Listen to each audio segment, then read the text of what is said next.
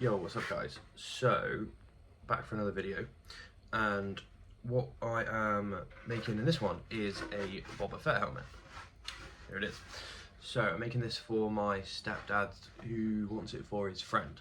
So I've got a time lapse of this printing which I'll cut to in a minute. Actually I might try and put it on screen now, either or. So I've sanded it down, printed with the dent in, which is quite nice because it means I haven't got a mess about putting that in. So that's one part of it. I'm going to make the rangefinder motorised. So that's what that hole is for, and I'll show you that in a second. Sand it, print it and sand it down, and then cut the hole in.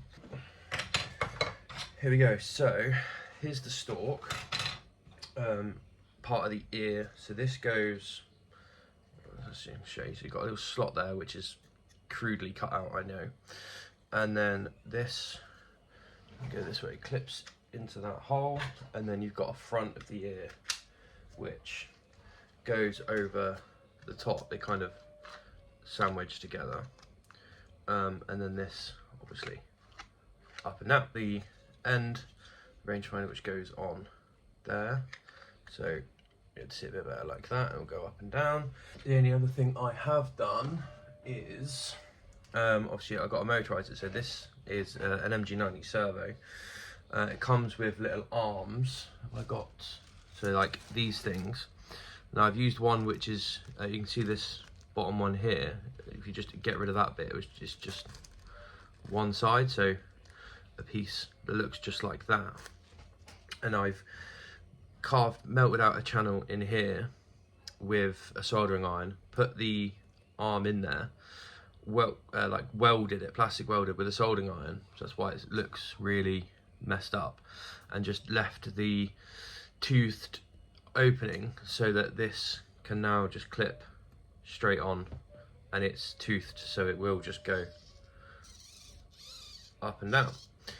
And then so this, once it'll be in the ear, but it will sit in there, and you know, once it's lined up properly, it'll just go up and down, which will be quite nice. Obviously I've got it's not put together yet because I'm going to paint everything individually, and then put it together afterwards, which just makes it so much easier not to have to mask everything up. That's where we've got to so far. I will cut to me doing the next part, which will either be, I don't know if I'm going to film it or not, but I might have to do a little bit more sanding, but then I've got a wet sand, and then it will be ready for paint, I think. We're ready for paint after that? I think so. So yeah, it's very wide. I'll show you what it looks like on me. I might need to adjust the sizing of it. So as you can see, I've got a lot of space on the sides. Now it is supposedly to scale, the model was supposedly to scale, but it's not the end of the world because it's not for me. The guy that I'm making it for is supposedly around about my size, but my dad said he has a big head, so what I did is I did a test ring of this bottom piece, so it would just about go over my head. And the only problem I've got with this so far, other than it's wide, if you can see, when I leave it sat there, my nose does poke out a bit, but it's going to sit there, and when I actually sit it in place, my nose just barely touches the outside here. So I think I either leave it how it is and hope it fits him, or if I heat the whole helmet up and squeeze the sides, I've done it before on a couple of my kids' helmets, it should make the helmet a little bit, squeeze it, you know, in that way, should make the helmet a little bit narrower, and then also a little bit longer, so it'll be easier to put the visor in. Oh, when I put the visor in, it won't, my nose won't, your nose won't be sticking out. But I do have the same problem on this one. This is the Dinjarin, is that how you say his name? Din's helmet from The Mandalorian. My nose does touch the visor in this one. It's much narrower, I can literally rest it on the top of my head. But there you go, my nose is touching. So I'm not that bothered about it, it's not that uncomfortable. So yeah, I'll cut to the next point, which is either be wet sanding it. I might just time lapse that, and then probably paint will be the next stage. So see you in a minute.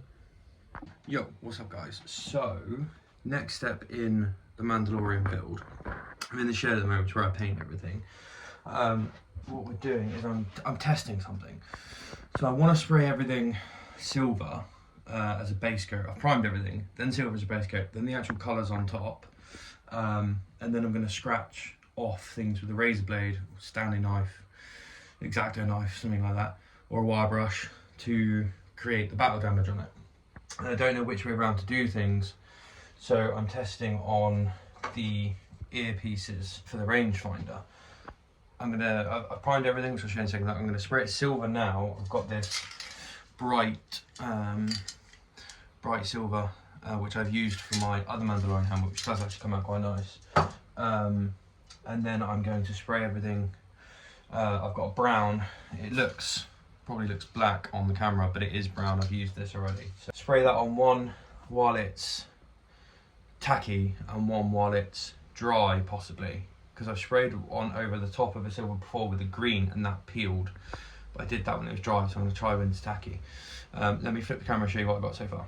So this is the three earpieces. So for the rangefinder, it is up here. This circular piece here goes inside there, that gets stuck on over the top, and then that goes underneath something like that on the side of the helmet, with obviously that all inside as well. Ignore this is something else I was working on, but it's got put to the side. It's a dual disc from Yu-Gi-Oh! Here's the helmet. It's just primed at the moment, but I'm not painting that silver because I'm going to test this first in case something goes wrong. These are nice and easy to reprint, whereas that is not. That's like a 4 or 5 day print. This is an hour. So yeah, I'll come back once I have painted something. Okay, so we have these now, one coat of silver done, as well as the rangefinder bar at the end. And yeah, what we're going to do is we're going to come back to that in, I don't know, half an hour or so. It's not exactly the driest at the moment. The warmest. And we're going to do a second coat, and then about half an hour after that, well, hopefully it'll be tacky. Then we're going to do a coat of the brown on one of these is brown, one of these is green. We're going to do a coat of that over the top, and hopefully see how well that goes on. Maybe give it a scratch with an X-Acto knife later once it's dry, and see how it comes out. We'll see them. Yo, what's up everyone? So we're back with the Bobba Fett helmet, which I'm going to show you in a second. I'll show you now, it's there. I've masked it up and done a bit of the silver, you should have seen that. Now we're going to go over the silver with, I've forgotten the name of it again. Something black. What's it called? Montana black, red, matte red. So that when we scratch this off, the silver is going to be underneath, so we can get the damage effect. So the silver is tacky to hopefully help this stick. So I've had some issues with paint sticking to other paint rather than just primer. So get this on, and then I'll show you what it looks like.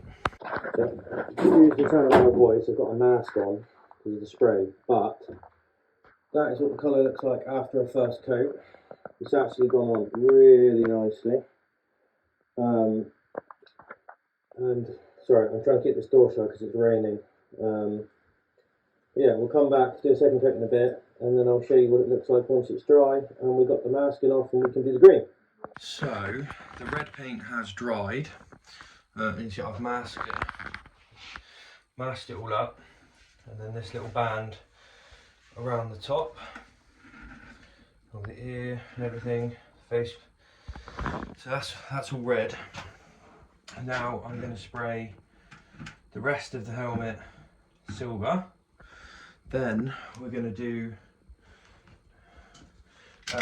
the green afterwards over the top, the silver. So let's get the silver, and then I'll show you what it looks like.